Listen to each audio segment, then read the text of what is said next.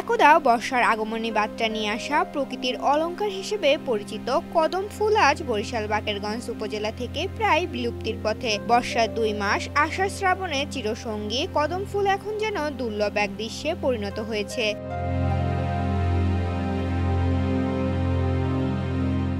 এক সময় বাকেরগঞ্জ উপজেলার 14টি ইউনিয়ন জুড়ে সড়কের দুপাশে, বনের ধারে, এমনকি বাড়ির আঙিনায় বর্ষা এলেই চোখে পড়ত কদম ফুলের সমারোহ।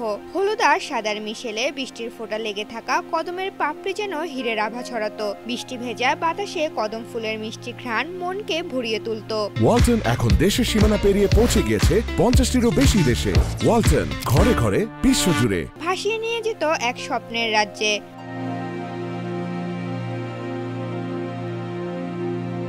সেই কদম ফুল যাকে বলা হতো বর্ষার বিশ্বস্ত দূত, আজ আর তেমন চোখে পড়ে না সেই কদম ফুল। কাঠফাটা রোদের পর বর্ষা মানেই ছিল গুচ্ছ গুচ্ছ কদম ফুলের উপস্থিতি। প্রাচীন ঐতিহ্যের বিশাল অংশ জুড়ে কদম ফুলের আধিপত্য থাকলেও কালের গর্ভে আজ সেই প্রিয় ফুলের গাছ হারিয়ে যেতে বসেছে। শুধু শহর নয়, গ্রাম থেকেও হারিয়ে যাচ্ছে বর্ষার এই স্মারক।